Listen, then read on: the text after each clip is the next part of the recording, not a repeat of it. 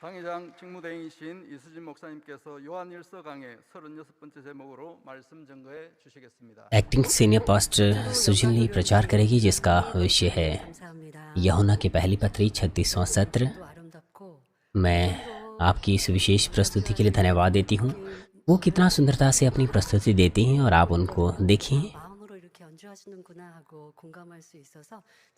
उनकी इस दृश्य में एक भावना पाई जाती है। मैं महसूस कर सकती हूँ कि वो अपने हृदय से प्रस्तुति देती हैं। फूलों की भेंटों का परिचय मैं आपको दूंगी।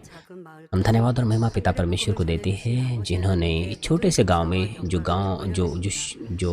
जंगल में स्थित है वहां पर सुसमाचार का प्रचार किया, जहां पर सर्दियों में -50 डिग्री तापमान रहता है। हम धन्यवाद देते हैं पिता परमेश्वर को, जिन्होंने अलग अलग प्रकार के वर्षा धनुष के द्वारा हमें आनंद और खुशी दी हैं और हमें शांति दी है। हालांकि हम छोटे से गांव में रहते हैं, लेकिन हम मानवीन के साथ आगे बढ़ रहे हैं, इस आशा के साथ कि हम सेवकाई में ताकत बनेंगे मानवीन के साथ और अंत के समय में। और फूलों की इन भेंटों को हमारे चर्च की 13वीं सालगिरह के उपलक्ष्य पर हम अर्पण कर रहे हैं। आपको बधाई हो। सर्दियों में कल्पना कीजिए कि जो तापमान है वो -50 डिग्री हो जाता है। अगर आपको कभी भी ठंड लगती हो तो आप उनके बारे में सोचिए, आप उनके लिए प्रार्थना कीजिए। हमें धन्यवाद देना है उस वातावरण के लिए जिसमें हम पाए जाते हैं। संसार के बहुत सारे ऐसे हिस्से हैं जहाँ पर लोगों को अभी भी उनके विश्वास के लिए सताया जाता है, मगर वो अभी भी परमेश्वर से प्रेम रखते हैं और पवित्रता की सुसमाचार का अनुसरण करते हैं। हम उन्हें हमेशा उत्साहित करते हैं, हमेशा हम उनके लिए धन्यवाद देते हैं। वे जहाँ भी हैं, मुझे आशा है कि वे उमड़ते रहें। मैं आपसे विनती करती हूँ कि आप हमेशा उन्हें याद करें, उनके लिए प्रार्थना करें। और अब जो सरकार ने चौथे स्तर की कोविड गाइडलाइंस को इशू कर लिया है, चर्च के सदस्यों के लिए भी गाइडलाइंस है और अब चर्च के सदस्यों को चर्च में आने की भी अनुमति है। हमें चर्च के इस भवन को भर देना है, विशेष रूप से वे कार्य करता है और आप यहाँ कर काफ़ी खुश हैं। और वो भी जिन्हें अभी यहाँ आने की अनुमति नहीं मिली है, सीनियर पास्टर ने हमसे बात की थी। उन्होंने कहा था कि हमें अपने वातावरण से संतुष्ट रहना है, वो है हमारे वातावरण को जैसा है वैसे ही स्वीकारना। आप धन्यवाद दीजिए इस बदलते वातावरण के लिए, स्थिति के लिए। अगर स्थिति बदल जाती है तो हम अपने बीते समय के बारे में सोच सकते हैं।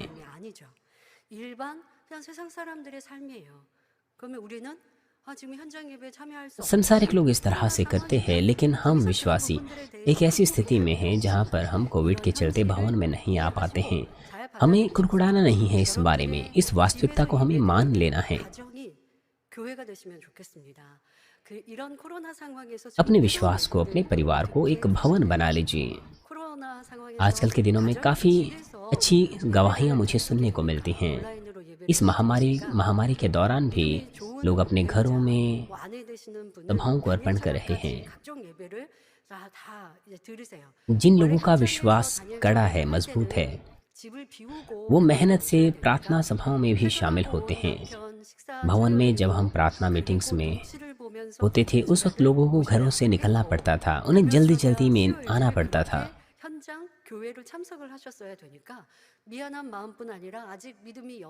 इसीलिए अपने पति के प्रति, खासतौर पर जो पत्नियां हैं, उन्हें अच्छा महसूस नहीं होता था। और कुछ पतियों को असुविधा होती थी जब उनकी पत्नियां घर से चर्च के लिए, प्रार्थना मीटिंग्स के लिए निकलती थी।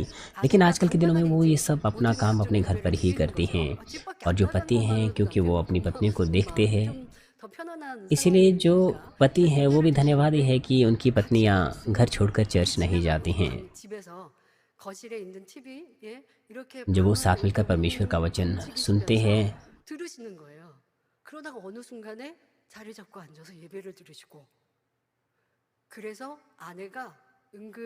तो एक समय ऐसा होता है जब पति अपनी पत्नी के साथ बैठ कर के वचन पर ध्यान देते हैं। और कुछ पत्नियों ने तो अपने पति के नाम भी कलीसिया में पंजीकृत किए हैं और वो स्वाभाविक रूप से मानव के सदस्य बन गए हैं। 기도 생활이나 이런 것도 어려우신 거예요. 왜냐하면 퇴근하고 오셔서 저녁 식사하시고 그런 남자분들도 뉴스 अन्यथा 보셔야 되는데 뉴스 보는 시간과 철야 시간이 이렇게 같이 जो 맞물리는 पति है 다니엘 वो काम से घर 철야 आते थे और समाचार देखने लग जाते थे, क्योंकि 그런데 원장님께서 지혜롭게 그러셨대요. 남편이 좀 परंतु 뉴스를 볼 수 있도록 배려해 드리라고. 그러니까 배려를 해드렸대요. 근데 배려를 받은 남편이 눈치가 보이시는 거예요. 지금 철야 시간인데 아내 권사님이 나한테 뉴스를 보게 해주네. 그러니까 처음에는 이제 민망한 마음으로 그러시고 뉴스를 좀 길게 보셨겠죠. 근데 점점 시간이 갈수록 짧게 앞에 헤드라인만 보시고 끊고 같이 기도를 하시는 거예요. 그래서 지금은 각종 예배를 다 परंतु 주일만 अब 들으셨다가도 क्योंकि पति पत्नी वो साथ मिलकर प्रार्थना करना 말씀하시고 उन्होंने शुरू कर दिया है, वो तमाम प्रकार की सभाओं में शामिल होते हैं। 하시는 남성도님의 고백을 전해드리면서 एक और नए विश्वासी है, वो कहते हैं कि जो मेरा घर है वो भवन बन गया है। वो इस तरह का अंगीकार करते हैं। 또 우리 इस तरह की स्थिति में भी हम अपने परिवारों में सुसमाचार का प्रचार कर सकते हैं। हम 삼아간다면 가정이 얼마나 अपने परिवार को 행복할까라는 이렇게 पवित्र 좋은 कर 시간을 सकते हैं, शांतिमय कर सकते हैं। 사람들 안에 हम 동심과 기쁨이 इस महामारी के दौरान 성전에 उज्जवल 참여하지 못하신다 उज्जवल 하더라도 여러분 각 가정에서 행복하고 기쁘게 충만히 स्थिति की ओर देख 예배하시길 सकते हैं। 부탁드립니다. हालांकि ऐसी स्थिति है जहां हम 말씀으로 चर्च नहीं आ 돌아가도록 सकते हैं, लेकिन मुझे आशा है कि आप आत्मा से भरे 지난 시간에는 होकर इस 요한일서 सभा को 5장 2절부터 अर्पण 3장 करें। 말씀을 살펴보았습니다. पिछले सत्र में हमने 5 अध्याय 2 से 4 पद तक हमने देखा था। मैंने आपको बताया था कि जो परमेश्वर की आज्ञाओं को मानते हैं वे अपने 사랑하면 बच्चों से भी प्रेम रखते हैं। और मैंने ये भी कहा था कि अगर हम परमेश्वर से प्रेम रखते हैं तो उसकी आज्ञाओं को मानना हमें कठिन नहीं लगता, बल्कि आनंद भरा लगता है।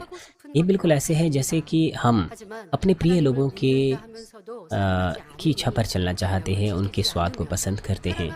परंतु जब लोग कहते हैं कि वो परमेश्वर पर विश्वास करते हैं लेकिन वो उसकी आज्ञाओं को नहीं मानते, क्योंकि उन्हें वो मानना कठिन लगता है। 4 पद में लिखा है, जो कोई परमेश्वर से उत्पन्न हुआ है वह संसार पर जय प्राप्त करता है। यदि हमने प्रभु को उद्धारकर्ता के रूप में ग्रहण किया है तो वचन का पालन करते हुए हम अपना विश्वास बढ़ा सकते हैं। ऐसा करने के द्वारा शत्रु दुष्टों के हमलों को हम रोक सकते हैं। शत्रु दुष्ट परमेश्वर की संतान को भी जो उद्धार पा लिए हैं मृत्यु की ओर ले जाना चाहता है।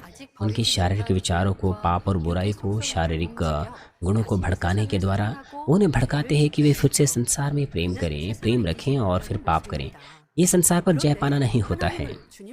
लोग क्यों संसार पर जय नहीं प्राप्त कर पाते जबकि वो परमेश्वर और प्रभु पर विश्वास का दावा करते हैं?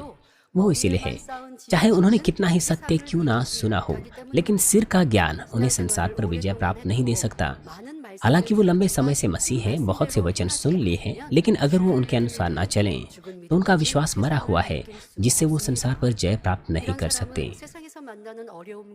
तो फिर जब कष्ट आते हैं उनके पास कोई विश्वास नहीं होता है दर्शाने के लिए कष्टों में, समस्याओं में जो वो संसार में होते हैं। इसीलिए वे परमेश्वर के कार्यों को नहीं उतार पाते हैं, क्योंकि वचन केवल ज्ञान के रूप में उनके पास है। इसलिए जब उनके पास समस्या होती है तो वचन उनके हृदय में काम नहीं कर पाता है।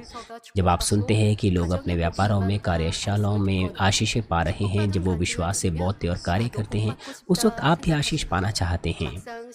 लेकिन जब आप विश्वास से कार्य नहीं करते तो आप आशीष नहीं प्राप्त कर सकते। अपना हृदय जब आप सत्य से भरे और वचनानुसार चलें तो आपके पास सच्चा विश्वास होता है। वो विश्वास आपको संसार पर जय देता है और आपको विजयी करता है। उस विश्वास से आप चंगाई पा सकते हैं, समस्याओं का समाधान और आपकी प्रार्थनाओं के उत्तर पा सकते हैं। आप सिर बन सकते हैं और संसार में भी प्रेम और पहचान पाते हैं। वो इसीलिए क्योंकि परमेश्वर आपसे प्रेम करता है, अगुवाई करता है और आपको आशीष देता है। मैं आपसे विनती करती हूँ कि मेहनत से अपने हृदय का आप खत ना करें और आत्मिक विश्वास विकसित करें। मैंने यह भी बताया है कि केवल वो आत्मिक विश्वास जिसके द्वारा हम यीशु पर उद्धारकर्ता के रूप में विश्वास करते हैं, हमारे हृदय में वही सत्य जो अब होता है और हम उसी के अनुसार कार्य करते हैं और संसार को जीत लेते हैं। संसार को जीतना वो है संसार से प्रेम नहीं करना, बल्कि पाप और बुराई को दूर करना और सत्य के साथ चलना। तीसरा यूहन्ना 1:2 में लिखा है, प्रिय मेरी यह प्रार्थना है कि जैसे तू आत्मिक उन्नति कर रहा है वैसी सब बातों में उन्नति करे और भला चंगा रहे। परंतु हम जानते हैं कि जो विश्वास से संसार पर विजय प्राप्त करता है वो सताव का भी सामना करता है। बाइबल कहती है कि यदि संसार तुमसे बैर रखता है तो तुम जानते हो कि उसने तुमसे पहले मुझसे भी बैर रखा।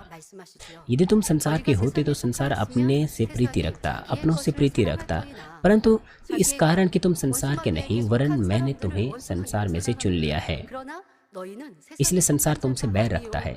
वो जो संसार से प्रीति रखते हैं शत्रु दुष्ट उनसे प्रेम रखता है, परंतु मैंने तुम्हें संसार में से चुन लिया है, इसलिए संसार तुमसे बैर रखता है। हमसे बैर किया जाता है। जब हम संसार से प्रेम रखते हैं तो अंधकार हमें छोड़ देता है, लेकिन जब हम ज्योति में चलते हैं तो अंधकार हमें सताने की कोशिश करता है, हमें परेशान करता है। अगर हमारे पास सच्चा विश्वास हो तो ऐसा कष्ट, ऐसा सताव मायने नहीं रखेगा, क्योंकि हम विश्वास करते हैं कि परमेश्वर जीवित है और यह भी कि अनंत स्वर्ग असल में है। जैसे कि बाइबल में लिखा है, और संसार और उसकी अभिलाषाएं दोनों मिटते जाते हैं, पर जो परमेश्वर की इच्छा पर चलता है वह सर्वदा बना रहेगा। जो कुछ संसार का है और जो कुछ संसार में है वो सब मिटते जाते हैं, वो सब शरीर है। इस प्रकार मुझे आशा है कि आप सभी लोग केवल हमारे परमेश्वर पर विश्वास से दृष्टि करेंगे, चाहे सताव हो या संसार की चिंता हो। जब हम पूरी तरह से परमेश्वर पर निर्भर रहते हैं वो सब बातों को नियंत्रित करता है और हमारे लिए काम करता है। संसार को जीतना, इसके शासक को जीतना, शत्रु दुष्ट और शैतान को जीतना, इस विश्वास के साथ अंत में हम नए यरूशलेम में स्वर्ग में प्रवेश करेंगे और सदाकाल के लिए परमेश्वर के साथ निवास करेंगे। मैं प्रार्थना करती हूँ कि आप रोजमर्रा के जीवन में इसी विश्वास, आशा, प्रेम से संसार को जीत लें और उस बड़े और महान प्रेम में विजयी हो। आइए हम 5 अध्याय 5 पद को देखेंगे। संसार पर जय पाने वाला कौन है? केवल वह जिसका यह विश्वास है कि यीशु परमेश्वर का पुत्र है। पिछले सत्र में मैंने आपको बताया था कि वे जो परमेश्वर से उत्पन्न हुए हैं वे संसार पर विजय पाते हैं, और शरीर और मांस से हम संसार को नहीं जीतते, बल्कि उस आत्मिक विश्वास से जिससे हम असत्य को दूर करते हैं और एक ईमानदार हृदय उत्पन्न करते हैं। आज का पाठ साथ में यह भी जोड़ता है कि जो यह विश्वास करता है कि यीशु परमेश्वर का पुत्र है वह संसार पर जय पाता है। दूसरे शब्दों में, जो यह विश्वास नहीं करता कि यीशु परमेश्वर का पुत्र है वो संसार पर जय नहीं पा सकता।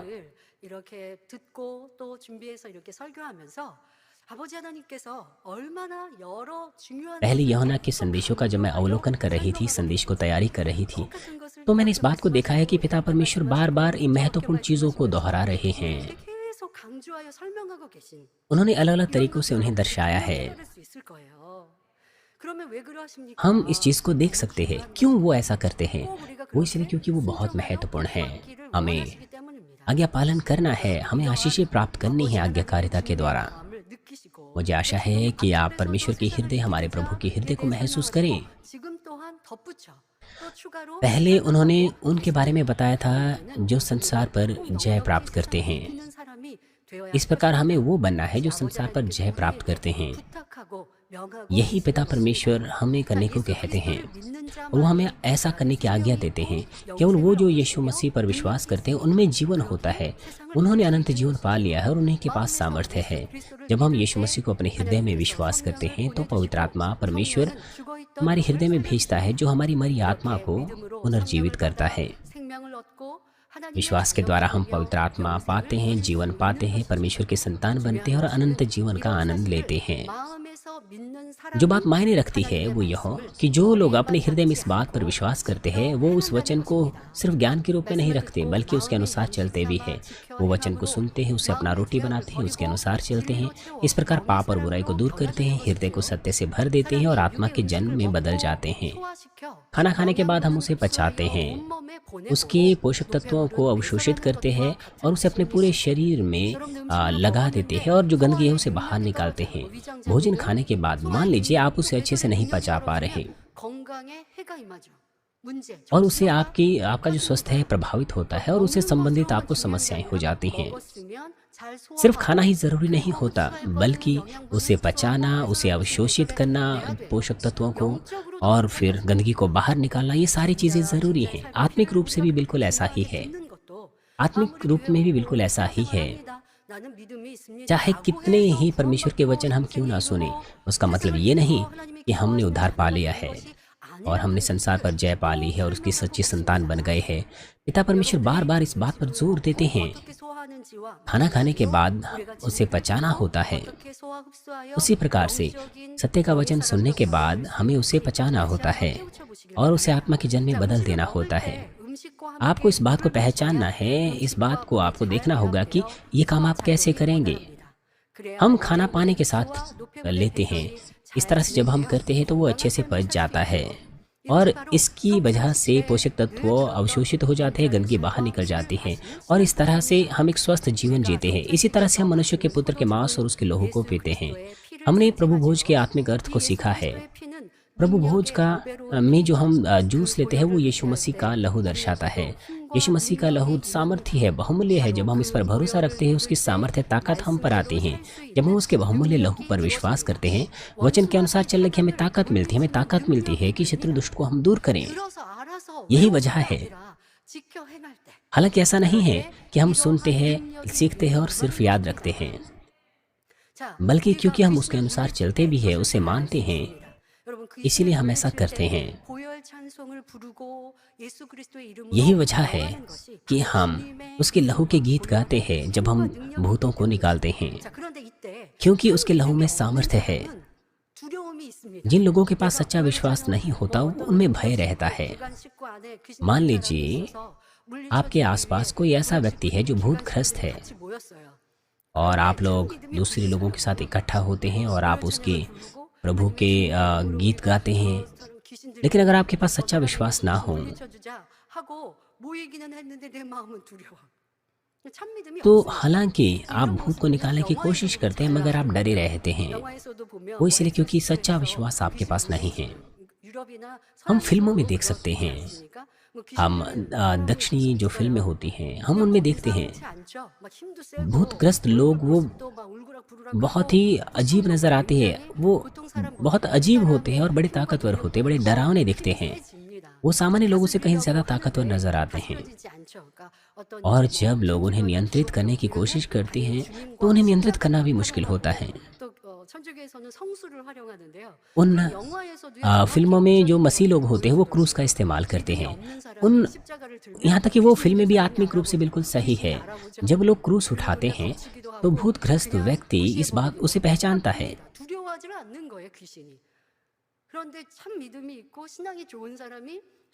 जिन लोगों के पास सच्चा विश्वास होता है, जब वो क्रूस उठाते हैं तो भूतग्रस्त लोग वो नियंत्रित हो जाते हैं। उन फिल्मों को देखकर हम जानते हैं कि आत्मिक रूप से वो बिल्कुल सही है। जिनके पास सच्चा विश्वास होता है वो उसके लहू पर निर्भर रहते हैं और वो साहस के साथ आदेश दे सकते हैं भूतग्रस्त व्यक्ति को। वो आंखों में देखते हैं और उन्हें निकाल देते हैं यीशु मसीह के नाम में। जब वो यीशु मसीह के नाम में आज्ञा देते हैं तो चाहे कितना ही ताकतवर, कितना ही बुरा वो भूत क्यों ना हो, वो भाग जाता है। ये है प्रभु के लहू की ताकत। जैसे कि आज के पाठ में लिखा है, वो जो यीशु को परमेश्वर के पुत्र मानकर विश्वास करते हैं वो उसके लहू पर विश्वास करते हैं। इस लहू के द्वारा वो अनंत जीवन पाते हैं और आत्मिक सामर्थ्य पाते हैं। मैं उन लोगों की बात कर रही हूँ।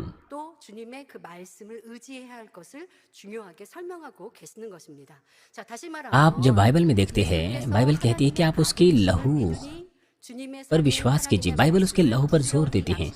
अगर मैं सारांश रूप से फिर से कहूँ, जब आप यीशु को परमेश्वर के पुत्र के रूप में विश्वास करते हैं तो आप उसके वचन की रोटी बनाते हैं और हम उसके वचन पर चलते हैं और फिर हम उसका लहू भी पीते हैं, जो हम जूस पीते हैं। इस तरह से जब हम उसे अवशोषित करते हैं, गंदगी बाहर निकालते हैं, पाप और बुराई को दूर करते हैं, निकाल देते हैं, तो अंत में हमारा हृदय सुंदर और शुद्ध बन जाता है।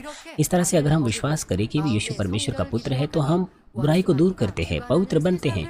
इस तरह से शत्रु दुष्ट और शैतान के वश में जो संसार है उस पर जय पाते हैं। इस संसार का शासक शत्रु दुष्ट है और संसार और जो कुछ उसमें है वो शत्रु दुष्ट की ओर से है। जो भी है, शत्रु इस संसार को और भी अंधकारमय बनाता है और भी अंधकार और बुराई में, पाप में ले जाता है। वो लगातार लोगों में अपने उनके विचारों के द्वारा पाप बोता है और इस तरह उनकी पाप और बुराई को और अधिक बढ़ाता है। इसीलिए हमें अंधकार के विरुद्ध हमेशा सचेत रहना चाहिए और तुरंत ही पाप और बुराई को दूर करना चाहिए ताकि शत्रु दुष्ट हमें नियंत्रित ना कर सके। 세상을 이기는 사람을 설명하며 उनके विषय में बताते हुए जो संसार पर जय पाते हैं, 5 अध्याय 4 पद उन्हें इस तरह से दर्शाता है कि वे परमेश्वर से जन्मे हैं। 예수께서 하나님의 아들이심을 믿는 자가 세상을 이긴다 말씀하고 있습니다. 세상을 이기려면 예수님께서 하나님의 아들이며 우리의 죄를 사하시기 위해 और 5 पद उन्हें इस तरह से दर्शाता है कि वो विश्वास करते हैं कि यीशु परमेश्वर का पुत्र है। इसके साथ साथ यीशु मसीह के लहू पर भरोसा रखते हुए हमें पाप नहीं करना चाहिए। अपने हृदय में विश्वास करते हुए हमें उसकी आज्ञाओं को मानना चाहिए, उसके वचन को मानना चाहिए। जो यीशु मसीह पर विश्वास करते हैं वे अपने हृदय को पवित्र करते हैं, साफ करते हैं उसके बहुमूल्य लहू के कार्य के द्वारा, और उन्हें आत्मिक विश्वास दिया जाता है। वो और भी सिद्ध विश्वास विकसित करते हैं। यदि हम पवित्र हो जाएं, आत्मा के जन्म में प्रभु की सामर्थ्य से बदल जाएं, तो हम संसार पर जय पाते हैं। 5 पद इस बात पर भी जोर देता है कि अगर हम प्रभु के लहू पर निर्भर ना रहें तो हम पवित्र नहीं हो सकते, संसार को नहीं जीत सकते। 지금 5장 4절에 말씀하셨는데 5장 5절에는 또 다른 표현으로 세상을 이긴다 하셨는데 라고 여러분들이 똑같은 말씀이 बाइबल ने इसके बारे में पिछली आयत में भी बात की, इसीलिए आपको ऐसा लग सकता है कि यह आयत एक ही चीज बार बार बता रही है, परंतु 세상을 이길 수 있다 덧붙여 강조하여 설명하고 계시는 것이라는 것 깨우치시면 되겠습니다. परंतु परमेश्वर यहाँ 성도님들은 इस बात को भी जोड़ता है उस बिंदु को बताते हुए। इसलिए मैं आपसे आशा रखती हूँ कि आप उसके लहू पर निर्भर रहे, उस पर पूरा भरोसा रखें। जब हम नए विश्वासी थे, जब हमने प्रभु के बलिदान पर विश्वास किया, अपने हृदय में उसे ग्रहण किया, तो हम खुश होते थे। जब हम क्रूस को देखते थे, उसके लहू के गीत गाते हुए आंसू बहाते थे। लेकिन जैसे जैसे मसीह जीवन आप जीने लगे, एक लंबा मसीह जीवन आपका हो गया, तो धीरे धीरे करके आपका विश्वास कमजोर हो गया। जैसे जैसे हमारा विश्वास बढ़ता है, ऊंचे पद पर पहुंचता है, तो हम एक अच्छे मसीह बनते हैं, और ऐसी स्थिति में हमारा प्रेम प्रभु के लिए, पिता परमेश्वर के लिए और भी गहराता जाना चाहिए। यदि आप प्रभु भोज के दिन नए विश्वासी होने के नाते आंसू बहाते हैं, और आजकल के दिनों में अगर आप आंसू नहीं बहाते, मेरा मतलब है कि जब आप नए विश्वासी थे तब आंसू बहाते थे, और अब अगर नहीं बहाते हैं, जब भी आप प्रभु भोज में शामिल होते हैं तो आपको क्रूस के लिए धन्यवादी होना चाहिए। वही भावनाओं को आपको बनाए रखना चाहिए। मगर बहुत सारे लोग अपना हृदय बदल देते हैं, विशेष रूप से प्रभु का लहू। कुछ लोग सचमुच लहू के उस अर्थ को जानते हैं। आपको केवल धन्यवाद ही महसूस नहीं करना होता है जब आप एक नए विश्वासी होते हैं, बल्कि आपको आदत बनानी है कि उसके लहू पर आप निर्भर रहें। जब आप किसी ऐसी स्थिति में पड़ जाते हैं जो अनुपयुक्त होती हैं, तो आप उसकी लहू से सामर्थ्य प्राप्त करते हैं। जब हम धन्यवाद देते हैं तो पिता परमेश्वर हमें अपनी सुरक्षा देता है। जब भी हम समस्याओं का सामना करते हैं, यदि हम उस सामर्थ्य पर, मेरा मतलब है अगर हम अपने सामर्थ्य पर निर्भर रहें, तो फिर हम उससे मदद प्राप्त नहीं कर सकते। जब मैं छोटी थी, बीते समय की बात है, कभी कभार मैं जब सड़क से गुजरती थी तो मुझे डर लगता था रात में, और उस वक्त मैं गीत गाती थी, प्रभु की स्तुतियों के गीत गाती थी, और मैं ये भी सोचती थी कि अगर कोई बुरा व्यक्ति मेरी ओर आएगा तो मैं क्या करूंगी, इसलिए मुझे अन्य भाषा में प्रार्थना करनी है। इस तरह से मैं अपना डर दूर कर पाती थी। सड़क में चलते हुए रात को, यहाँ तक कि रात को सड़क पे चलते हुए भी मैं इसको महसूस करती थी। आपको हमेशा उसके लहू पर निर्भर रहना चाहिए। आपको अपने विश्वास को इस तरह से जांचना है। ये है जीवित विश्वास जिसके द्वारा हम सचेत रहते हैं। ऐसे विश्वास से हम प्रभु पर निर्भर रह सकते हैं और संसार को जीत सकते हैं। 6 पद में लिखा है, यह वही है जो पानी और लहू के द्वारा आया था, अर्थात यीशु मसीह। 앞절에 세상을 이긴 자를 가리키며 물과 피로 임하신 자 예수 그리스도라고 말씀하는 것입니다. 우리 주 예수 그리스도께서 세상을 हमारे प्रभु ने 이기셨습니다. इस संसार को जीता, इस संसार पर जय पाई। बाइबल कहती है, 세상에서는 너희가 환난을 ये बातें मैंने 당하나 तुम्हें इसीलिए कही हैं कि तुम्हें 내가 मुझ 세상을 में शांति 이기고 मिले। 나서 संसार में तुम्हें कलेश होता है, परंतु ढांढस बांधो, मैंने संसार को जीत लिया है। और एक और आयत कहती है, परंतु परमेश्वर का धन्यवाद हो जो हमारे प्रभु यीशु मसीह के द्वारा हमें जयवंत करता है। 감사노니 말씀하지요. 원수마귀는 उसके जन्म से ही शत्रु दुष्ट ने लगातार यीशु पर हमला किया, उसे नाश करने की कोशिश की और अंततः उसे क्रूस पर चढ़ा दिया। परंतु क्योंकि यीशु पाप रहित था, केवल परमेश्वर की इच्छा अनुसार उसने जीवन जिया, इसलिए उसने मृत्यु के अधिकार को तोड़ डाला और कब्र से जी उठा, शत्रु दुष्ट को हराकर। 원수마귀 사단을 이기시고 승리하셨습니다. 이렇게 और 승리하신 छह 예수님을 पद ने हमारे विजय यीशु को इस तरह से दर्शाया कि यही है वह जो पानी और लोहू के द्वारा आया था, अर्थात यीशु मसीह। 4 और 5 पद में बाइबल हमसे विनती करती है कि हम संसार को जीत लें, और उन आयतों में बाइबल बताती है कि यीशु ने संसार को जीत लिया है और वो हमें उत्साहित करती हैं। वो पानी और लोह के द्वारा आया, ये दर्शाता है कि वो मनुष्यों में आया, मनुष्य के रूप में आया। यीशु वचन था, वो देह में होकर के इस धरती पर आया। वो परमेश्वर का पुत्र था, परमेश्वर के पुत्र के रूप में होकर भी वो हमारे समान देह में होकर आया। बाइबल कहती है, परंतु सिपाहियों में से एक ने बर्छे से उसका पंजर बेधा और उसमें से तुरंत लोह और पानी निकला। जिसने यह देखा उसने यह गवाही दी। यीशु क्रूस पर चढ़ने के बाद जब मर गया था तो एक रोम का सिपाही बर्छी को लेकर उसने पंजर को बेधा और तुरंत उस जो लोहू है और जो पानी है वो निकल आया। ये साफ प्रमाण है कि यीशु एक मनुष्य था, एक ऐसा व्यक्ति जो लोह और पानी के द्वारा आया, उसने संसार को जीता। ये दर्शाता है कि उसने भी हमारे समान मनुष्य होकर संसार पर जय पाई। ये इस बात को दर्शाता है कि हम जो यीशु मसीह के विश्वासी हैं, हम भी उसके समान जय प्राप्त कर सकते हैं। जब हम उसके लोहू पर विश्वास करते, अपने हृदय को सत्य से बदल देते हैं, सत्य से भर देते हैं, तो हम पाप और बुराई को दूर कर सकते हैं और सत्य पर चल सकते हैं, पवित्रकरण साध सकते हैं, जीवन उत्पन्न कर सकते हैं और अनंत मार्ग की ओर चल सकते हैं। इस तरह से संसार को जीतना होता है। जैसे कि क्रूस के संदेश श्रृंखला में भी बताया गया, यहाँ तक कि इस शारीरिक देह वाले मनुष्य भी यीशु मसीह के समान ईश्वरीय स्वभाव में सहभागी हो सकते हैं। जब हम यीशु मसीह पर विश्वास करते हैं, पूरी तरह से अपने हृदय को सत्य में बदल देते, तो हम भी परमेश्वर के ईश्वरीय स्वभाव में तब्दील हो सकते हैं। इसीलिए अगर हमें प्रभु से मिलना है, उसके बहुमूल्य लोह पर भरोसा करते हुए हमें और भी जोश के साथ आगे बढ़ना चाहिए। लेकिन हमें आशा है कि चाहे शत्रु दुष्ट कितना ही हमला आप पर क्यों न करे, आप जय पाते हैं, हमारे विजयी प्रभु के सदृश बनते हैं। क्या आप पर सताव होता है? क्या आप गलत फहमी के शिकार हो जाते हैं? क्या आप ऐसी बातें सुनते जो आप नहीं सुनना चाहते? तो इस बात को आपको मान लेना है कि संसार आप पर हमला कर रहा है, और फिर आपको कल्पना करनी है कि यीशु किस तरह के काम करता है ऐसी स्थिति में। क्या यीशु हिम्मत हार जाता? क्या वो निराश हो जाता? वो बातें यीशु के लिए मायने नहीं रखती थी, बल्कि यीशु उन चीज़ों को ढूंढने की कोशिश करता था जो परमेश्वर को प्रसन्न कर सकें। लेकिन अगर आपका विश्वास कमजोर हो तो हम संसार पर जय प्राप्त नहीं कर सकते। संसार की वास्तविकता में बड़ी नजर आएगी, वो आपको बहुत बड़ी नजर आएगी।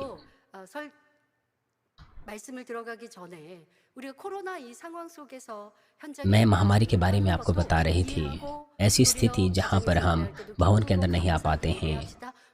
मैंने आपको बताया था कि हमें अपनी परिस्थिति में धन्यवादी होना चाहिए और सकारात्मक रूप से सोचना है। इस तरह से आप संसार पर जय पाते हैं। आपको लग सकता है कि ये तो कोई बड़ी बात नहीं, लेकिन इस महामारी के दौरान आप बंध गए हैं, बहुत सारी चीजों में आप सीमित हो गए हैं, इसीलिए आपको हताशा हो सकती है।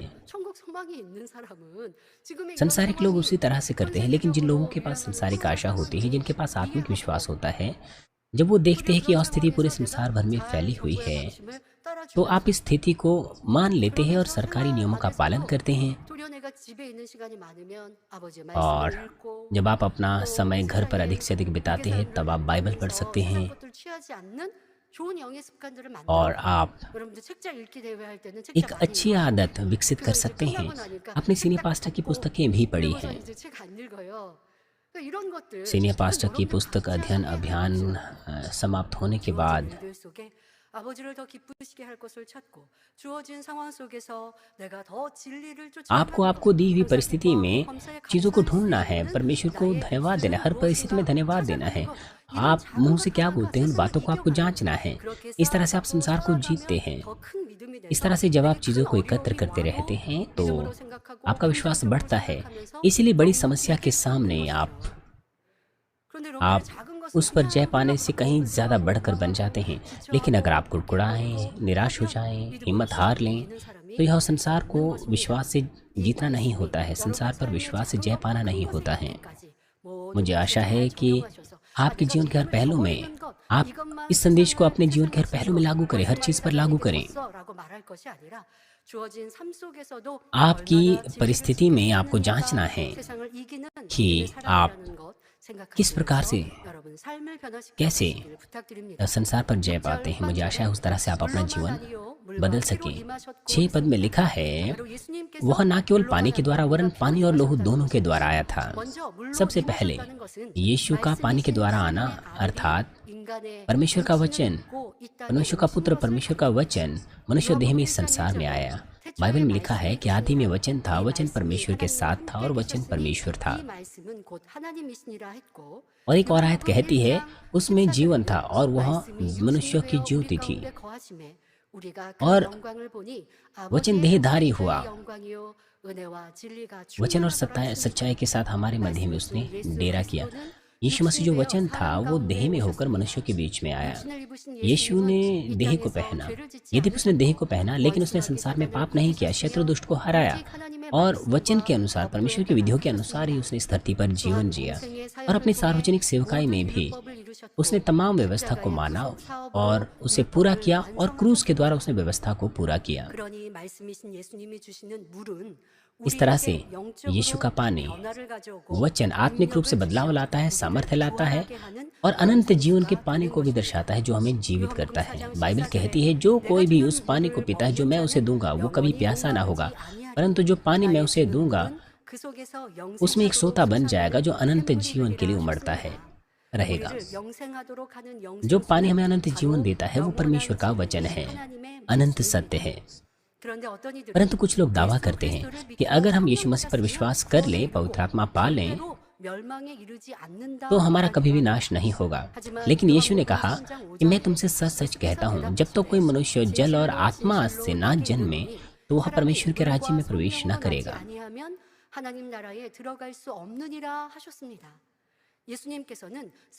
यीशु ने सिर्फ इस बात पर ही जोर नहीं दिया कि हमें केवल आत्मा से जन्म पाना है, बल्कि पानी और आत्मा से। यीशु मसीह का पानी वो है जो हमें आत्मा में पुनर्जीवित करता है, अनंत जीवन देता है। अनंत जीवन का वचन, मेरा मतलब अनंत जीवन देने वाला पानी परमेश्वर का वचन है। इस तरह से जब हम यीशु मसीह पर विश्वास करते हैं तो हम आत्मा और पानी से जन्म पाते हैं, अर्थात वचन और पवित्र आत्मा से। हमारे लिए यीशु मसीह सच्चा जीवन है, ज्योति है, अनंत जीवन का मार्ग है। उसने कहा कि सच्चाई, मार्ग और जीवन मैं ही हूँ, बिना मेरे द्वारा कोई पिता के पास नहीं पहुँच सकता। हमारा प्रभु मार्ग, सच्चाई और जीवन है। केवल यीशु मसीह के द्वारा ही हम पिता के पास जा सकते हैं।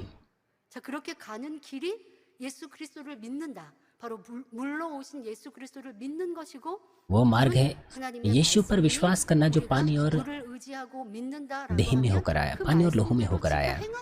यीशु वचन है, उस पर विश्वास करना, वचन को मानना, वचन पर चलना होता है।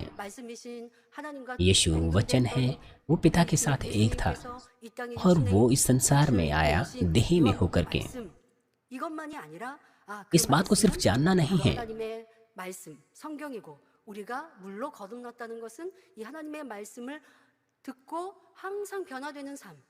그래야 참된 구원이 있구나라고 이렇게 여러분들이 사이클을 돌듯이 सच्चा उद्धार केवल तभी होता है जब हम वचन को मानते और वचन पर चलते हैं। 물로 오신 예수님께서 말씀으로 ओ신 예수님께서는 그 यीशु वचन 말씀을 के रूप में आया। मेरा मतलब है 모든 삶을 사셨죠. वचन के रूप में 십자가를 지시기까지 वो देह में होकर के आया और उसके पूरे जीवन के दौरान उसने वचन और व्यवस्था के अनुसार जीवन जिया और व्यवस्था को क्रूस पर मरने के द्वारा पूरा किया। जब हम इस तरह से उस पर विश्वास करते हैं तो हम उद्धार पाते हैं, लेकिन उसमें विश्वास करना, यीशु पर विश्वास करना, वचन को मानना और वचन के अनुसार कार्य करना होता है, जो पानी है। 저희를 진리로 거룩하게 하옵소서. 아버지의 말씀은 진리니 एक और आयत में यीशु ने कहा, सत्य के द्वारा उन्हें पवित्र कर, तेरा वचन सत्य है। परमेश्वर का वचन सत्य है और सत्य यीशु मसीह है। इसीलिए यीशु मसीह पर विश्वास करना, सत्य पर विश्वास करना और सत्य के अनुसार चलना है। बाइबल में लिखा है, उसके विषय में बपतिस्मा लिखा है, उसी पानी का दृष्टांत भी अर्थात बपतिस्मा यीशु मसीह के जी उठने के द्वारा अब तुम्हें बचाता है। उससे शरीर के मैल को दूर करने का अर्थ नहीं, परंतु शुद्ध विवेक से परमेश्वर के वश में हो जाने का अर्थ है। 예수님께서는 क्रूस 십자가에서 पर 상해 यीशु के एक तरफ उसके पंजर में भेदा गया, उसने अपना पानी और लहू बहाया। यीशु का पानी और लहू हमें बचाने की सामर्थ्य को दर्शाता है और हमें सच्चा जीवन देता है, और वो सामर्थ्य हमें पुनर्जीवित करता है, एक अनंत जीवन देता है। इस प्रकार यीशु मसीह के लहू के साथ साथ जो पानी है वो हमारे लिए उद्धार का ही एक चिन्ह है विश्वासियों के लिए, क्योंकि पानी उद्धार का एक चिन्ह है। इसीलिए जब किसी व्यक्ति के पास 분명할 때 विश्वास से पुनर्जन्म का सही 우리 육적으로도 चिन्ह होता है, वो पानी से बपतिस्मा लेता है, जो सत्य को दर्शाता है। शारीरिक रूप से जिस तरह से पानी हमारे मैल को दूर करता है, उसी प्रकार से 하나님의 말씀으로 जो सत्य है, परमेश्वर का वचन है, 말씀이 उससे हमें अपने हृदय को साफ करना है। वो जो वचन है वो हमारे हृदय को साफ करता है, शुद्ध करता है। बाइबल कहती है कि परमेश्वर का वचन जीवित है। 말씀은 살았고 운동력이 있어. लिखा है, परमेश्वर का वचन जीवित और प्रबल और हर एक दोधारी तलवार से भी बहुत चौका है, जीव और आत्मा और गांठ काट और गूदे गूदे को अलग करके वार पार छेदता है और मन की भावना और विचारों को जांचता है। और सृष्टि की कोई वस्तु उससे छिपी नहीं, वरन जिससे हमें काम है, उसकी आंखों के सामने सब वस्तुएं खुली और बेपर्दा है। 벌거벗은 것 같이 드러나느니라 했습니다. 환자의 जिस तरह 환부를 से 걷어내는 수술용 칼처럼 하나님의 ऑपरेशन करने वाला चाकू होता है जो 관절과 जो खराब अंग को काट देता है, उसी तरह से परमेश्वर का वचन दोधारी तलवार के समान है, जो जीव और आत्मा को गांठ काट और गूदे गूदे को और हमारे मन की भावनाओं और विचारों को जांचता है। पवित्रीकरण का जो सुसमाचार सीनियर पास्टर ने दिया, वो त्रिएक परमेश्वर के मूल के हर हिस्से के बारे में हमें बताता है। वो संदेश बताते हैं, हमारे जीव और आत्मा और गांठ काट और गूदे गूदे को इस तरह से वार पार करते हैं जैसे मानो हम वचन के सामने नंगे हो जाते हैं। और यहाँ हमारी निंदा करने के लिए नहीं, बल्कि हमारी मदद करने के लिए कि परमेश्वर के वचन के सामर्थ्य के द्वारा हम अपना व्यक्तित्व सुधारें, अपने हृदय को पवित्र करें। जब हम इसे सुनते हैं तो हमें ठेस पहुंच सकती है, हमें चिंता हो सकती है, लेकिन अगर हम पापों को दूर करें, उन्हें ढूंढे दूर करें, सत्य पर चलें, तो निश्चित रूप से हम प्रभु की शुद्ध दुल्हन बन सकते हैं। जो भी हैं, अगर किसी को भी यह सुसमाचार जो सब कुछ विस्तार पूर्वक बताती हैं बोझ लगता है, हताशापूर्ण लगता है और चर्च को छोड़ के चला जाता है, तो यह कितनी पछताने वाली बात है। ये बिल्कुल ऐसा है जैसे पतरस ने कहा कि हे प्रभु, तुझे छोड़ हम कहाँ जाएं? अनंत जीवन की बातें तो तेरे पास ही हैं। मुझे आशा है कि आप प्रभु पर भरोसा रखें, सब बातों में विजयी हो और नए यरूशलेम में प्रवेश कर सकें। आज के पाठ में लिखा है कि यीशु सिर्फ पानी के द्वारा नहीं, बल्कि पानी और लहू दोनों के द्वारा आया। ये दर्शाता है कि यीशु ने पापों की क्षमा के लिए अपना बहुमूल्य लहू बहाया, हमारे तमाम पापों को उठाते हुए। जैसे कि बाइबल में लिखा है कि लहू के द्वारा सब वस्तु लहू के द्वारा शुद्ध की जाती है, बिना लहू बहाए कोई क्षमा नहीं होती। उसके बहुमूल्य लहू से हमारे तमाम पाप क्षमा किए गए। और साथ ही उसने जब कांटों का मुकुट पहना तो हमारे विचारों में जो भी पाप हमने किए, हमने उसे पूरी तरह से क्षमा पाई। उसके लहू पर भरोसा रखते हुए जो उसके हाथों और पैरों में किले ठोकी गई, जो उसने तब बहाया, तो हम पूरी तरह से पवित्र हो सकते हैं। जो पाप हमने अपने हाथों और पैरों से किए, अपने पूरे शरीर से जो उसने लहू बहाया, उसके द्वारा हम अपने पूरे शरीर के पापों से मुक्ति प्राप्त कर सकते, क्षमा प्राप्त कर सकते और चंगाई प्राप्त कर सकते हैं। प्रभु के बहुमूल्य लहू के द्वारा हमने उद्धार पाया, लेकिन अंत यहीं पर नहीं होता है। 주님을 जब तक हम 영접하여 स्वर्ग में न 천국의 जाएं, 가족과 हम इस संसार में 같이 जीवन 세상 जीते 속에 हैं 살아가야 जो 하는데 हमें अकेला नहीं 이 छोड़ता है। 세상은 우리를 가만히 두지 않습니다. 세상 इसका 주관자인 शासक 원수 शत्रुदुष्ट 마귀는 लगातार 우리의 हम पर 생명을 हमला 빼앗고자 करता है कि हमारा विश्वास छीन ले। 공격해 옵니다. इसी वजह से हमें अपने आप को बचाने की आवश्यकता होती है, संसार पर जय पाने की आवश्यकता होती है, उसके बहुमूल्य लहू और पाने की सामर्थ्य पर निर्भर रहते हुए, जो कि वचन है। केवल तभी हम सिद्ध उद्धार पा सकते हैं। मानवीन के सदस्य हैं, आपको अपने विश्वास पर गर्व है, परंतु इस आजमाइश के दौरान आपने किस तरह से अपने विश्वास को जांचा? क्या आपका विश्वास पीछे हटा? क्या आपका विश्वास और भी अधिक बढ़ा? क्या आपको लगा कि आप कमजोर हो गए, इतने कमजोर कि आपका विश्वास खो गया? 보통 신앙생활하는 사람은 얼마나 금방 환경과 조건에 세상에 져버리고 इस बात को ध्यान रखते हुए 그래서 믿음에서 दूसरी 떠나고 कलीसियाओं के 신앙을 सदस्य किस तरह से अपना विश्वास खो बैठते हैं। 해보게 됩니다. मैं दूसरे लोगों के बारे में सोचती हूँ, खासतौर पर माता पिता 잃어버린 자녀들에 대해서 안타깝게 वे 기도 요청을 하실 때가 있는데 अपने बच्चों के लिए विलाप करते हैं जिनका विश्वास खो गया। 재단에서 보고 들었던 이 크고 놀라운 권능 मैं सोचती हूँ कि उन्होंने महान सामर्थ्य के बहुत से कामों को देखा, बहुत से प्रमाणों को देखा। 있다면 믿음을 अगर सचमुच वो उनके हृदय में होते 그것이 तो वो अपना विश्वास नहीं खोते, 이것을 मगर क्योंकि वो 어찌하면 चीज़ें उनके हृदय में नहीं रही, 통하게 되지요. इसीलिए 그래서 ये 그런 सोचते हुए मुझे 생각을 उनके लिए 해보았습니다. शोक होता है। 보통 신앙생활을 할 때는요 치료받고 응답받고 문제 해결받으려면 내가 그만큼 आमतौर पर चंगाई प्राप्त करने के लिए, समस्या का समाधान पाने के लिए हमें संघर्ष करना पड़ता, बड़ी मेहनत से संघर्ष करना पड़ता है। परमेश्वर के सामने जाना होता है, परमेश्वर को पकड़े रहना होता है। और कुछ ऐसे लोग हैं जो उत्तर परमेश्वर से नहीं पा सकते, नहीं प्राप्त कर पाते। लेकिन इस कलीसिया में ऐसा नहीं है कि हम परमेश्वर को पकड़े रहते हैं या परमेश्वर के सामने संघर्ष करते हैं, बल्कि सीने पास ने हमारे लिए उत्तरों को उतारा है। इसलिए हमारे लिए बहुत आसान था कि हमने उत्तर प्राप्त किए, आशीषें प्राप्त की। कुछ ऐसे लोग हैं जिन्होंने परमेश्वर को पकड़े रहने की आदत नहीं बनाई, खासतौर पर वे लोग जिनका चंगाई को और उत्तर को प्राप्त करने का कोई अनुभव नहीं है। जब उन्होंने दूसरे लोगों को आशीषों को प्राप्त करते हुए देखा तो वो खुश थे, वे आनंदित थे, उन्हें लगता था कि ये उनका विश्वास भी है। लेकिन आज की इस स्थिति में स्थिति ऐसी हो गई कि यह उनका विश्वास नहीं था। पिता परमेश्वर ने ये समय हमें दिया है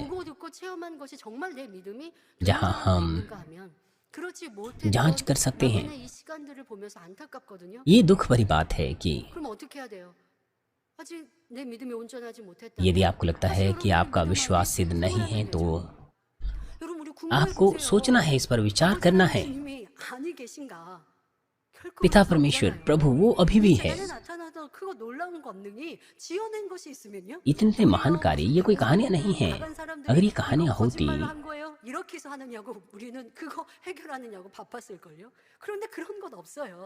तो असंख्य मीडिया रिपोर्ट्स होती, लेकिन ऐसी कोई बात नहीं है। लोगों ने चंगाई को प्राप्त किया, उन्होंने उत्तर और आशीषों को प्राप्त किया।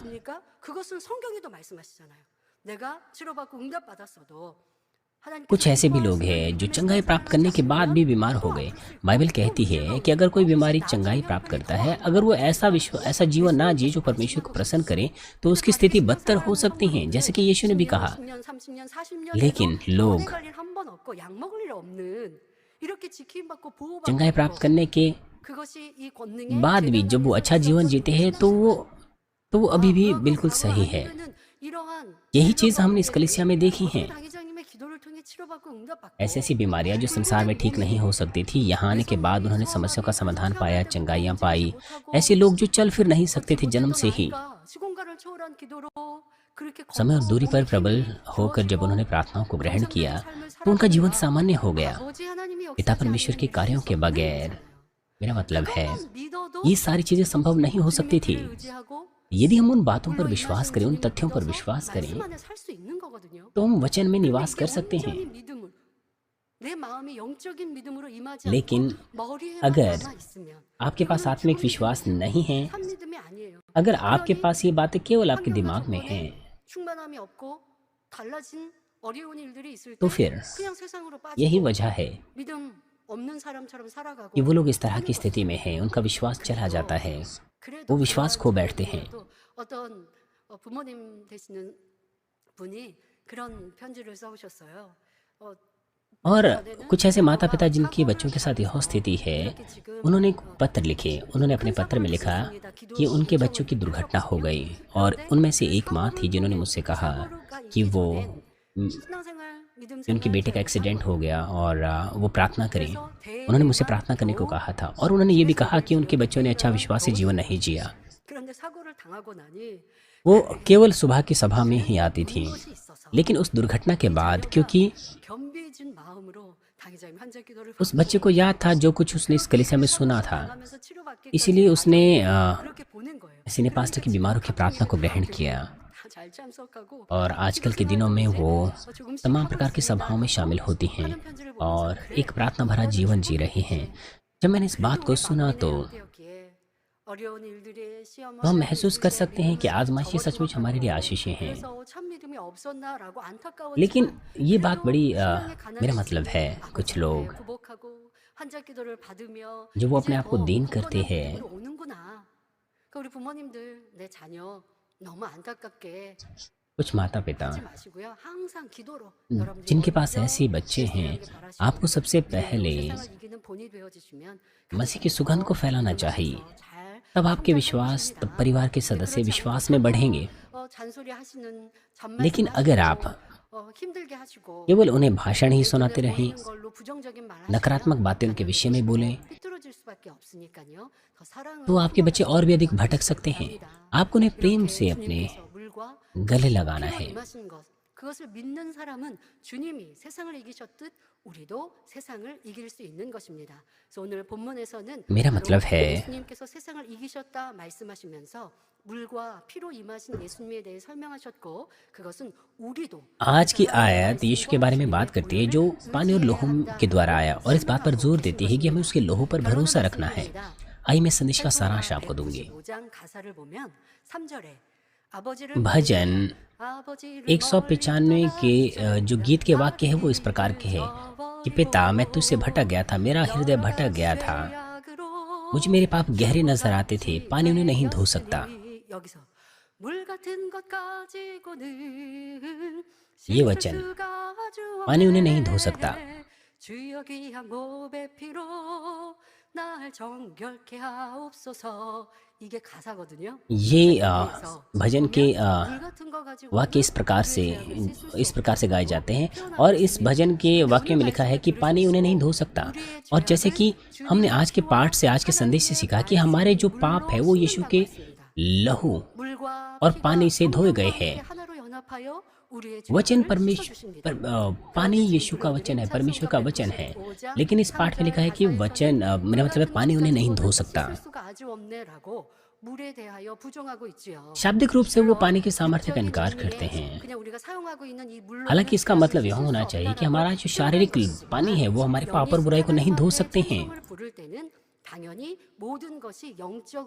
हालांकि जब हम परमेश्वर की स्तुति करते हैं तो इसमें कोई प्रश्न नहीं, आत्मिक रूप से हमें बिल्कुल सटीक और सही होना है। और मत्ती 12:43 में लिखा है, जब अशुद्ध आत्मा मनुष्यों में से निकल जाती है तो सूखी जगहों में विश्राम ढूंढती फिरती है और पाती नहीं। दुष्ट आत्माएं, अशुद्ध आत्माएं, वो पानी से डरती हैं, वो उन स्थानों से डरती हैं जहाँ पानी रहता है।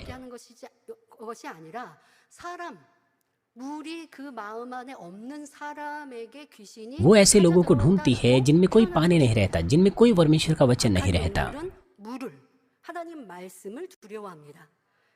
वे पानी से डरती हैं जो परमेश्वर का वचन है। भूत मनुष्य के अंदर अपना आश्रय ढूंढते हैं, लेकिन ऐसे लोगों में वो कभी आश्रय नहीं बना सकते जिनमें पानी रहता है, अर्थात वचन रहता है, अनंत जीवन का पानी रहता है। इसीलिए वो ऐसी जगह ढूंढती हैं जिनमें पानी की कमी रहती है। यदि कोई दुष्टात्माओं के वश में रहता है, भूत के वश में रहता है, शैतान के प्रभाव में रहता है, वो इसलिए क्योंकि उसके हृदय में सत्य का कोई वचन नहीं है। आजकल के दिनों में डिप्रेशन और दूसरी मानसिक बीमारियां लोगों में देखने को मिलती हैं। संसारिक लोग इस तरह की बीमारियों से ग्रस्त रहते हैं, लेकिन हमारे चर्च के सदस्य, उनका इन मानसिक रोगों से कोई लेना देना नहीं होना चाहिए, और आपको कोई लेना देना नहीं है। परंतु जब आप प्रभु पर विश्वास करते हैं, उसके बावजूद भी आपके पास ऐसी मानसिक बीमारियां, मानसिक समस्याएं रहती हैं, तो इसमें कोई प्रश्न नहीं है कि आप संसार को नहीं जीत सकते हैं। वो इसीलिए क्योंकि आपके अंदर कोई वचन नहीं, पानी आपके अंदर नहीं है। यदि आप में कोई पानी ना हो, तो इसका मतलब है कि आप परमेश्वर के वचन की रोटी नहीं बनाते, आप उसे नहीं मानते। कुछ लोग ऐसी मानसिक विषयों के लिए प्रार्थनाओं को प्राप्त करना चाहते हैं। क्योंकि मैं उनमें से हर व्यक्ति को सलाह नहीं दे पाती हूँ, इसलिए मैं इसके विषय में संदेश में बता रही हूँ।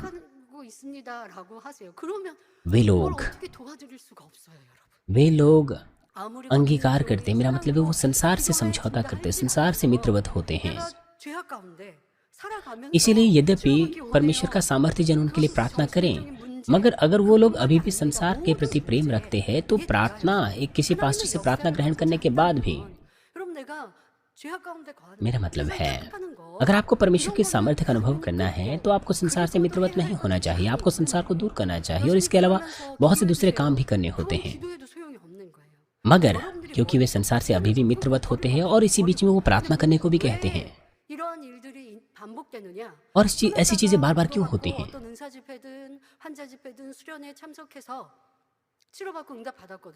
समर रिट्रीट में आने के बाद, ईश्वरीय चंगाई सभा में आने के बाद उन्होंने चंगाइयाँ प्राप्त की, लेकिन उसके बाद वो वापस संसार में चले जाते हैं, संसार से मित्रवत हो जाते हैं, और फिर उन्हें फिर से मानसिक समस्याएं होने लग जाती हैं।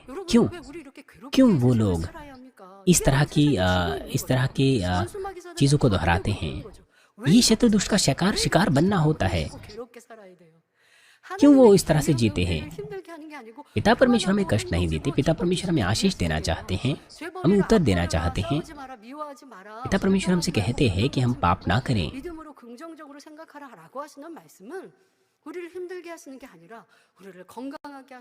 ये बातें हमें कष्ट देने के लिए नहीं, हमें निराश करने के लिए नहीं, बल्कि इसीलिए हमसे कही जाती है कि हम संसार में सुरक्षित रहे, शत्रु दुष्ट से सुरक्षित रहें।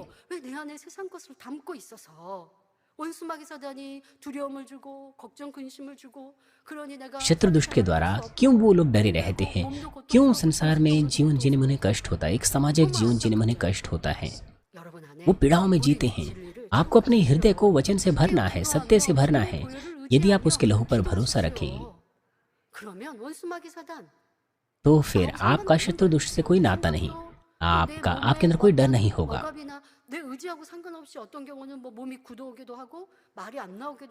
जिन लोगों को मानसिक समस्याएं होती हैं, आपको इस बात को निश्चित कर लेना है कि परमेश्वर का वचन आप में होना चाहिए। इसीलिए आपको आशीषों भरा उत्तर प्राप्त करते हुए जीवन जीना चाहिए और संसार में सफल होना चाहिए। मत्ती 8 अध्याय 28 से 34 पद में एक ऐसा दृश्य है जहाँ पर यीशु ने सेना, जो भूत था जिसका नाम सेना था, उसे निकाला था। जब यीशु उस रास्ते से गुजर रहा था तो वो डरने लग गए, और जब उन्हें पता चला कि यीशु ने निकाल देगा तो उन्होंने यीशु से कहा कि वो सूअरों के अंदर उन्हें डाल दें, और यीशु ने वैसा होने दिया। वो जो भूत थे वो सूअरों के झुंड में चले गई, और फिर अनोखी बात वहां पर हुई। सूअर गंदी जगह को ढूंढते हैं, वो पानी में नहीं जाते हैं। लेकिन जिन भूतों में, मेरा मतलब है जिन सूअरों में वो भूत गए थे, वो पानी में कूद गए। वो इसलिए क्योंकि यीशु ने उन भूतों को पानी में जाने की आज्ञा दी। जब यीशु ने उस भूतों को निकाला तो वो सूअरों में चले गए।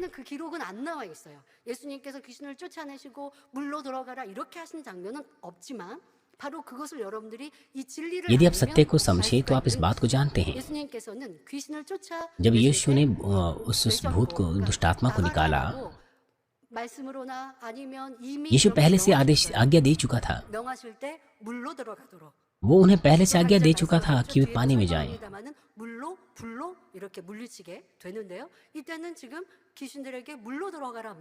इस मामले में यीशु ने उन्हें पानी में जाने को कहा, और उन भूतों को आज्ञा पालन करना पड़ा। लेकिन आज्ञा पालन करने से पहले उन्होंने यीशु से पूछा कि वो उन्हें सूअरों में जाने की आज्ञा दें। 귀신에게 들어갔고 귀신이 들어간 돼지떼들은 예수님께서는 이미 लेकिन जब यीशु ने भूतों को निकाला तो वो सूअरों में चले गए।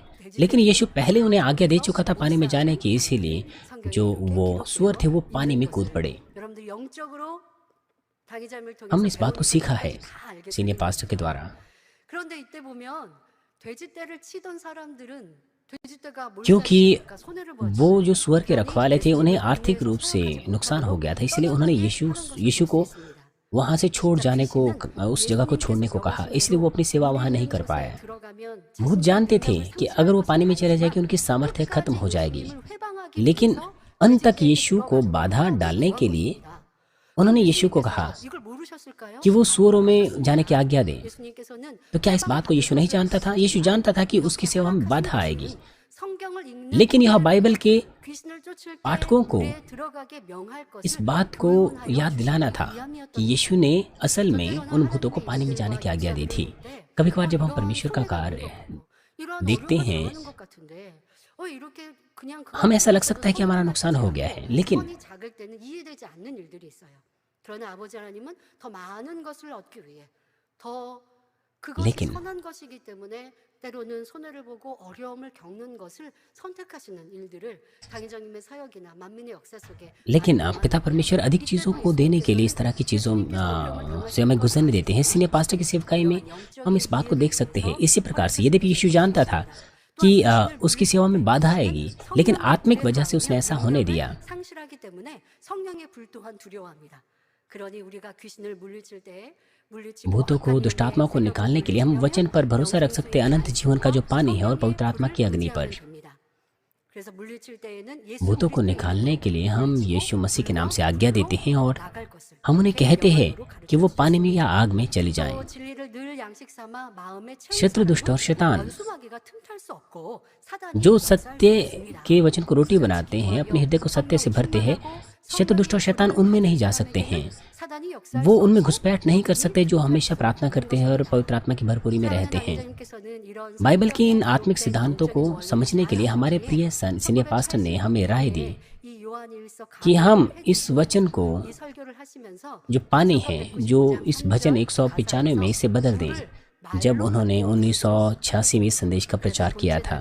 물 같은 इसीलिए हमने इस भजन के जो वाक्य है, 아주 없네라고 부르고 있는 것입니다. इसकी पानी हमारे पापों को नहीं धो सकता, 그것을 정확히 हमने 보고 깨우칠 수 इस बात को, इस शब्द को बदल दिया था कि हमारे होठों की बातें लोगों को नहीं बदल सकती हैं। 있는 듣고 इसलिए जो भी वचन हमने सीखा है, हमें उन तमाम वचनों को बहुमूल्य समझना है जो अनंत जीवन का पानी है, और उसके अनुसार चलना चाहिए। 우리가 되어야겠습니다. ऐसा करने में मैं हमारे प्रभु के नाम से प्रार्थना करती हूँ कि आप प्रभु के लहू और पानी के द्वारा साफ हो जाएं, उसकी सामर्थ्य पर 원수마귀 사단 निर्भर रहें, 또한도 내 안에 물이 없으면 나의 육신의 생각을 주관하고 क्योंकि अगर हमें कोई वचन नहीं रहेगा तो शैतान हमें वश में रख सकता है, हम पर कब्जा कर सकता है, हमारी शारीरिक चीज़ों को वो भड़का सकता है। इसलिए हमें वचन में बने रहना होता है 말씀에 적용하여 और वचन को हर परिस्थिति में अपने जीवन में लागू करना होता है, 세상을 넉넉히 और तब हमें योग्य बनना चाहिए कि हम संसार पर जय पा सकें। 주님의 물과 피로 깨끗함을 ऐसा करने में मैं प्रभु के नाम से प्रार्थना करती हूँ कि प्रभु के लहू और पानी के द्वारा आप साफ हो, उसकी सामर्थ्य पर निर्भर हो और योग्य से बढ़कर बने कि संसार पर जय पा लें और शत्रु दुष्ट पर। आइए आज के संदेश पर सोचते हुए हम सभी लोग साथ मिलकर प्रार्थना करेंगे। 세상을 이긴다 설명하며 예수님께서도 세상을 넉넉히 이기셨음을 설명하였습니다. 예수님께서는 우리와 동일한 육신을 입고 이 땅에 오셨으나 아버지의 사랑 또한 그 말씀대로 지켜 행하셔서 원수마귀 사단을 온전히 이기셨고 그렇게 우리에게도 승리할 수 있음을 말씀하십니다. 바로 물로 임하신 주님 그 말씀을 의지하고 보혈의 피를 흘리신 주님의 보혈을 의지하여 우리가 죄악을 벗어버릴 때 넉넉히 세상을 이길 수 있사오니 우리 모든 성도님들은 삶 속에 아버지의 말씀을 또한 불같은 기도를 통해 성령을 의지하여 원수마귀 사탄을 물리치며 승리하는 삶, 믿음의 삶을 살아갈 수 있도록 축복하여 주옵소서. 감사드리며 우리 주 예수 그리스도 이름으로 기도하옵나이다. 아멘. 영상을 통하여 당회장님 환자를 위한 기도를 받겠습니다.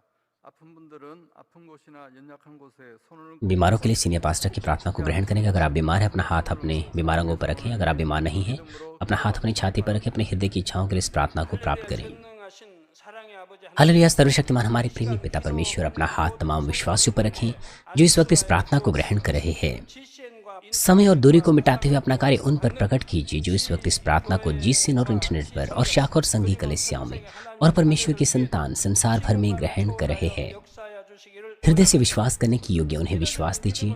नकारात्मक विचार और शक दूर कीजिए। तमाम क्लेश और आजमाइशें दूर कीजिए। 모든 सिर से लेकर पैर तक तमाम अंदरूनी अंग, कोशिकाएं, उत्तक और तंत्रिकाएं और जो भी बीमार अंग है उन्हें पवित्र आत्मा की आग के द्वारा जला दीजिए और मूल ज्योति के द्वारा। 아픈 곳마다 성령의 불로 태우시고 근본의 यीशु मसीह के नाम से मैं आज्ञा देता हूँ, शत्रु, दुष्ट और शैतान, 그리스도의 이름으로 तमाम बीमारियां, रोगाणु, विषाणु और निर्बलताएं दूर हो, ज्योति आ जाए। 연약함아 물러가라. कृपया उनके तमाम असाध्य और अंतकारी रोग पवित्र आत्मा की आग के द्वारा झुलसा दीजिए। 깨끗하게 역사 तमाम प्रकार की महामारियां, मलेरिया सहित दूर कीजिए। 모든 풍토병도 सभी संक्रामक रोग जैसे कि जुकाम और बुखार उनसे दूर हो, उन्हें सुरक्षा दीजिए। सभी रोगाणुओं और विषाणुओं से, 질병도 다 물러가라. 어떠한 유해 तमाम पेट, फेफड़े, जिगर, छाती, यूट्रिन और आंतों के कैंसर से उन्हें चंगा कीजिए। 폐암, 간, एड्स, लुकेमिया, दिमागी रक्तघात, उच्च रक्तचाप, धीमा रक्तचाप, मधुमेह, थायराइड की समस्याएं, हृदय, फेफड़े और स्त्री रोग और तमाम सूजन और जलन दूर हो। 위장병, 당뇨, 부인병, 피부병, 갑상선 질환과 मो든 염증도 깨끗 पोलियो, लकवा, गठिया और हर्निएटेड डिस्क से उन्हें चंगा कीजिए। 관절염, 디스크도 온전 पीठ दर्द, सिर दर्द और मानसिक दर्द, तमाम दूसरे दर्द गायब हो जाएं। 비롯한 모든 통증은 मिर्गी, सुलेनता, उदासी, तंत्रिका रोग और दूसरी मानसिक बीमारियां उनसे दूर हो। तमाम प्रकार के लकवे खुल जाएं, उठें, चलें और कूदें। 모든 마비된 것도 풀어지고 आंखें सामान्य देखने लगे, कान सामान्य सुनने लगे, अंधे देखने लगे, बहरे सुनने लगे और गूंगे बोलने लग जाएं। 주옵소서. 소경은 눈을 तमाम प्रकार की दुर्घटना के दुष्प्रभाव से उन्हें चंगा कीजिए। उनकी टूटी हड्डियां जोड़ दीजिए। उन्हें जलन से ठीक कीजिए। 후유증도 깨끗 जलन और दहन संवेदना उनसे दूर हो। पिता, 주옵소서. कोई दाग वहां न रह जाए। 온전케 하옵소서. 화기야 सभी प्रकार की नशे की लत से, जहर पदार्थ और उनके इस्तेमाल से साफ हो जाओ। मृत कोशिकाओं, तंत्रिकाओं को फिर से जला दीजिए। मृतकों को जला दीजिए। 중독도 깨끗함을 입을지어다. 죽은 신경과 세포가 उन्हें गर्भधारण की आशीष दीजिए। आप गर्भधारण की आशीष प्राप्त करने पाएं। 잉태어 यीशु मसीह के नाम से मैं आज्ञा देता हूँ, शत्रु, दुष्ट और शैतान, 받으라. 예수 그리스도의 हवाओं के सामर्थ्य के शासक, अंधकार की बुराई की सेनाएं और उनके दास उनसे दूर हो। 악의 영들아 물러가라. बुरी, अशुद्ध, झूठी, धोखे की और अलग करने वाली आत्माएं और तमाम अंधकार के बल दूर हो। दुष्टता के तमाम बंधन खुल जाएं, अंधकार दूर हो, ज्योति आ जाए। 박을 풀고 पिता परमेश्वर, उन्हें ताकत दीजिए कि वे प्रार्थनाओं में पुकारें। पापों को दूर करने के उन्हें सामर्थ्य दीजिए और वे पवित्र हो जाएं। 죄를 버리고 जब उनका प्राण समृद्ध होता है, सब बातों में वे भले चंगे रहे और उनके परिवारों में भी सुसमाचार का प्रचार हो। उन्हें सुरक्षा दीजिए सभी दुर्घटना और विपत्तियों से पूरे सप्ताह भर और आशीष दीजिए कि एक समृद्ध जीवन बिना समस्या के वे जी सकें। पवित्र आत्मा के अग्नि में बाड़े में स्वर्गीय सेना स्वर्गदूतों और अपनी धधकती आंखों से अपने सभी बच्चों को, उनके घर, कार्यशालाओं और व्यापारों को सुरक्षा दीजिए। 지켜주시기를 विद्यार्थियों को बुद्धि और समझ दीजिए। जोश और जुनून, मेहनत से पढ़ाई करने के लिए उन्हें दीजिए। 마음과 열정도 कृपया उनका हृदय और मन संसारिक चीजों से बचाए। वो परमेश्वर को और भी अधिक जोश के साथ प्रेम करने पाए। 뜨겁게 사랑하는 चाहे आपके बच्चे खाएं, पिएं या जो कुछ भी करें, इन समय वो अपना जीवन पिता परमेश्वर आपको महिमा देते हुए जीने पाए। 무엇을 하든지 하나님 앞에 वे जीवित परमेश्वर की गवाही ये कहकर देने पाए कि मैं परमेश्वर से मिला हूँ, मैंने परमेश्वर का अनुभव किया है, उससे उत्तर और आशीषें प्राप्त किए हैं। 간증하는 पिता परमेश्वर, आपका धन्यवाद। 주옵소서. 아버지 सारी महिमा केवल आपको मिले। हमारे प्रभु यीशु मसीह के नाम से 우리 주 मैं प्रार्थना करता हूँ। 이름으로 기도하옵나이다. आमीन। 아멘. आइए साथ मिलकर मान स्तुति।